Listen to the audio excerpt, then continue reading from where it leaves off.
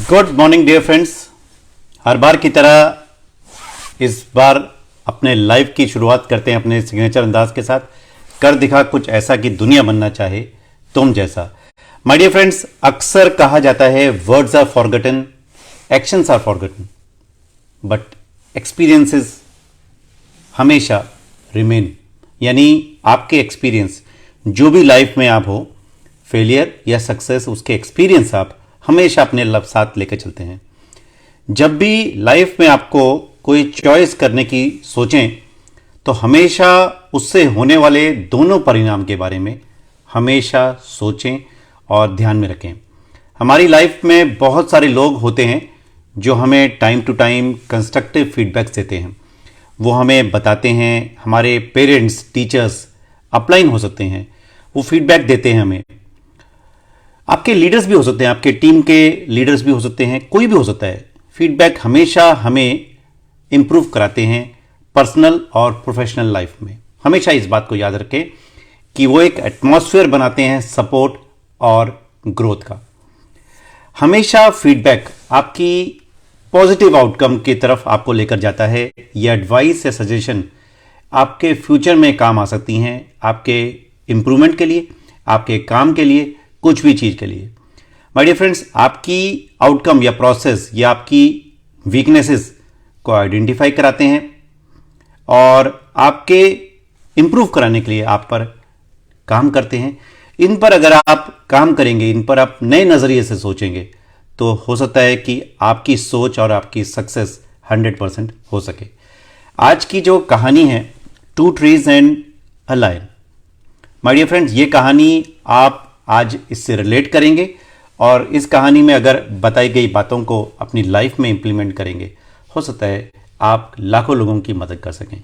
So save this video for your knowledge and share for growth. My dear friends, एक जंगल में एक खूंखार शेर था। वो अपने बल और कौशल के लिए पूरे जंगल में मानते थे लोग उससे। जानवर सारे डरते थे और इतना डर था कि कोई भी इंसान भी उसके पास नहीं जाता था। शेर की एक खासियत थी कि उसकी एक फेवरेट जगह थी जंगल में। वो उसी जगह पर अपना शिकार करके लेकर आता था और वहीं पर आराम करता था। ये जंगल का डेंस हिस्सा था और बहुत सारे पेड़ थे और खास करके वो 2 पेड़ के नीचे बैठता था। वो 2 पेड़ बिल्कुल नए थे, यंग थे और बहुत हरियाली थे उसमें पेड़ों में। शेर अक्सर जंगल में घूमता, शिकार करता और अपने शिकार को लेकर उस पेड़ के नीचे आकर बैठता। ये दोनों पेड़ थे, ये आपस में बहुत अच्छे दोस्त थे और अक्सर इनको ना शेर की आदतें पसंद नहीं थी। शेर जब शिकार करके मांस छोड़ देता था तो शव की बहुत बदबू होती थी। इन पेड़ों को वो पसंद नहीं था और उनको ताज़ी हवा चाहते थे। वो चाहते थे कि किसी तरह करके शेर यहाँ से चला जाए और वो ताज़ी हवा का आनंद ले सके। तो दोनों आपस में बात करते हैं कि क्यों ना हम कोई ऐसा काम करें कि हम शेर को यहाँ से भगा दें और फिर ताज़ी हवा होगी। ये उनका सोचना था, क्योंकि शेर अक्सर जब बैठकर जाता था तो जो जानवर पड़े रहते थे, वो मांस की बदबू इनको पसंद नहीं थी। कहीं ना कहीं इनको वो फायदे नहीं दिख रहे थे जो इनको शेर के मौजूदगी दे रही थी, पर इनको वो चीज़ दिख रही थी कि शेर के होने के कारण जो बदबू रहती है वो इनको पसंद नहीं आ रही थी। तो ये आपस में बात कर रहे थे। तो पास में ही एक वृद्ध पेड़ था। वो इन पेड़ों को सलाह देता है कि सुनो, तुम ऐसा कोई भी काम मत करो कि जिसमें तुमको बाद में पछताना पड़े। तुमको शेर की मौजूदगी नहीं दिख रही कि शेर के आने के कारण, शेर के बैठने के कारण यहां पर कोई भी लकड़हारा नहीं आता। तो तुम्हें यह चीज समझनी पड़ेगी कि तुमको वो दिख रहा है जो तुम देखना नहीं चाहते।